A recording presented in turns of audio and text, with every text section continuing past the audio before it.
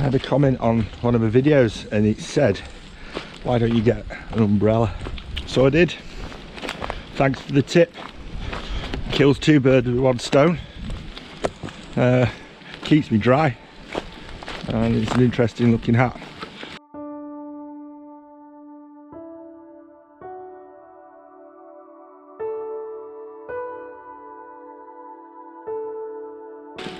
So people who've watched me in the past will know that I like to come to a place called Creepy Woods. If we have a look at this woods as we're just scanning around here, you can see that there is some mist, and it's a really unusual day because it's windy but there's still fog and the visibility is poor. And I use an app called Clear Outside, which I saw on one of Tom's, I think he was with Simon Baxter's videos, and they were using it, and I've used it ever since. And it's hit and miss with its accuracy, but it's more hit than it is miss. And when I was sat researching yesterday, it said that between 11 and 1 there was a 90% chance of some fog in the Hope Valley and Stocksbridge area. So I thought, you know what, taking the dogs out anyway, we'll go to the Creepy Woods and we'll have a look. And it was right, there's a little bit of fog in these here woods, and so that's why I'm here. Job's a good one. Job's a good one. We're watching Thomas Eaton and he says job's a good one, and I don't know whether I've nicked it from him or he's nicked it from me, but Tom, yours is stunning. I'm job's a good one. You stick to stunning, stop nicking it. So on well, I was a squirrel then. On Instagram, people may have seen that I put an image up of some trees because they look cool because they were curling, and so I'm come back to the same location to see if I can get a picture, and I'm just trying to find the location now. We're in the rough location because there's a little stream that's down in front of Minnie there and Ted, and it was this location that caught my eye when I took the shot I put on Instagram, and I'm just trying to find the composition. A lovely tree just here in the front, and the tree in the background that's curling up, but that isn't the composition that I've come for. And I'm going to walk around here to the right, because I'm sure to the left even, because yeah, here it is.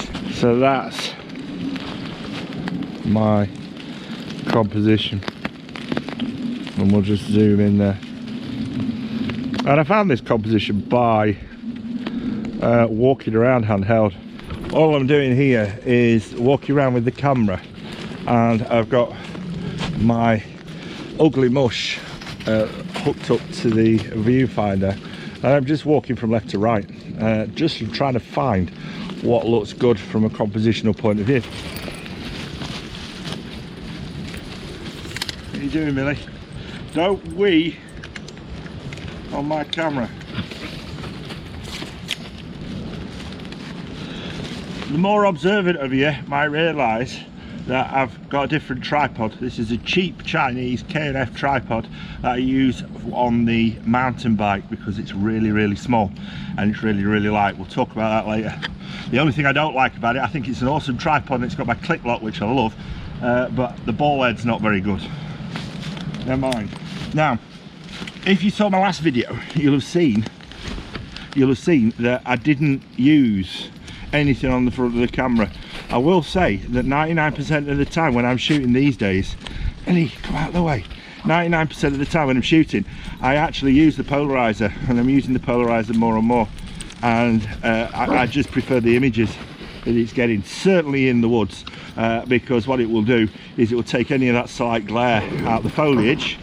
Dogs are going mad. And what it will also do is just enrich the colours slightly. So I'm going to get the polarizer.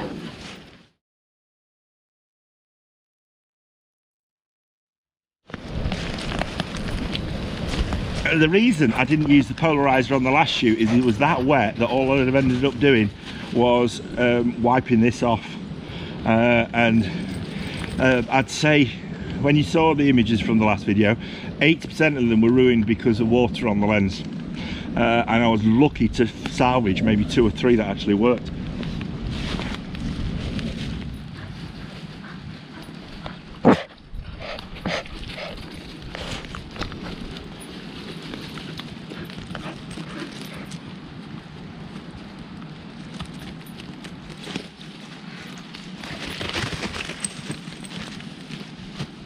So I'm lucky that the conditions are actually getting foggier, which is absolutely gorgeous, and it looks awesome in camera, as you can see, and that's roughly the composition there.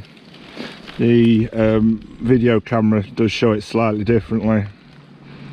Pull it out, and the fog should hopefully add something to this image. As you can see from the screen there, we're shooting at ISO 64 f8, and the shutter speed doesn't matter, does it?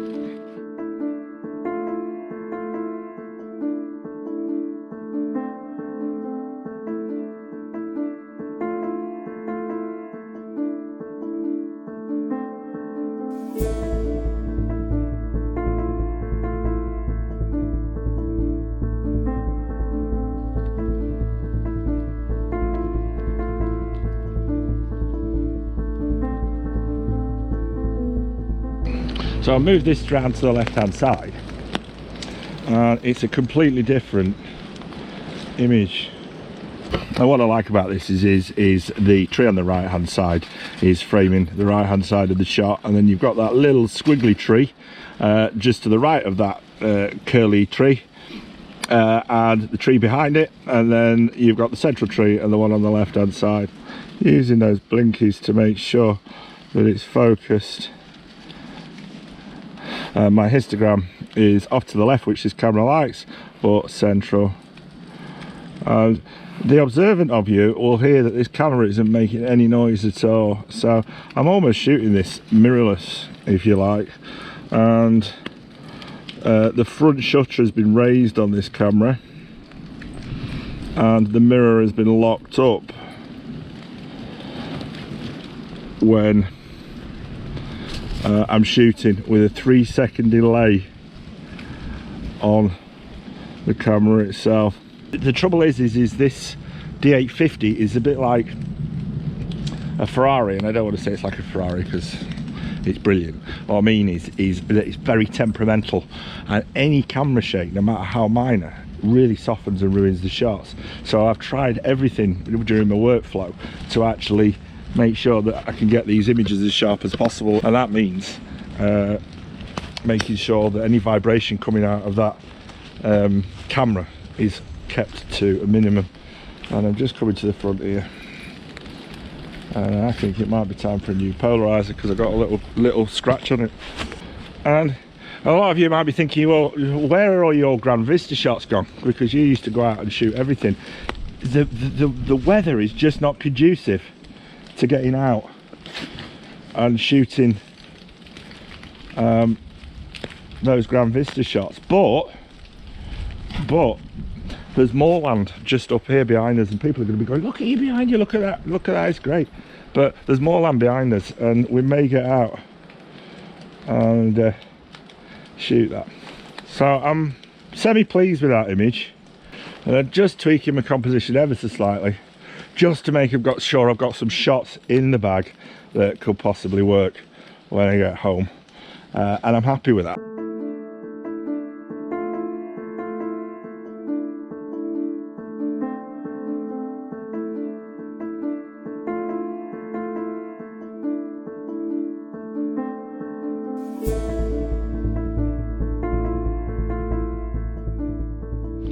I'm just going to show you this bag, which I'm going to talk about more. It's a Lowe Pro, and I think it's called a Photo 200, but let's have a look. It hasn't got a name on it, but I bought this for cycling, and I can put all my batteries in here, put my filters inside. It's got a camelback which is a hydration system for the bike, and it's got a separate, and it's a sprung pouch for your camera. Now I can only fit my D850 in with the 24-70 lens and my 70-200 lens. If I wanted to take my 16-35 lens, I'd have to put it in here, but it's carrying everything I want it to, and it's absolutely brilliant. It's a lot lighter than the other bags. What I will say is cycling and biking, I think the advantages as a tool of a mirrorless system start to come into play for me. Not for the weight, but for the fact of its smaller pack size. But I'm afraid I just still old school dinosaur, going to carry on with my DSLR because I can't live without my optical viewfinder. And I know EVF's coming on, and it's brilliant and it's awesome, and I love them. I love the cameras, but also I get a pants trade-in for the D850, and I'm an adopted Yorkshireman. I don't like wasting money. Oh, that's why I keep nicking my daughter's hats. And I got this hat cheap on eBay, 12 quid or something. And that is the tripod that I use when I'm out on the bike. Even though I'm not out on the bike today, it's taking over the use of the Gitzo, and it's not let me down yet. And I've got to say again, twist lock, I've got both. I prefer click lock. This is like Marmite.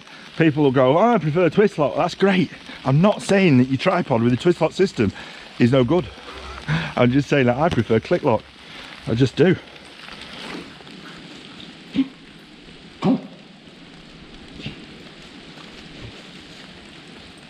Composition after composition, isn't it? I do apologise if my video is a bit blurred when I'm shooting in camera because I forgot to focus. But this is the composition I'm looking at. It's not exactly right in the video camera, but we've got that fallen tree that's dropping down there from right to left, which adds something to the image. And it's a second shot, this F8. Oh, and does it work? I don't know.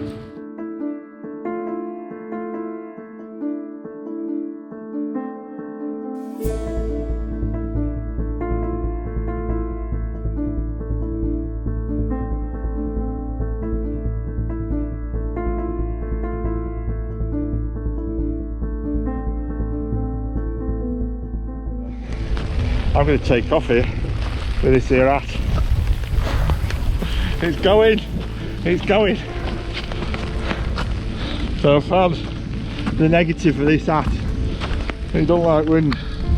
So I've got to get my beautiful head out, and it's cold.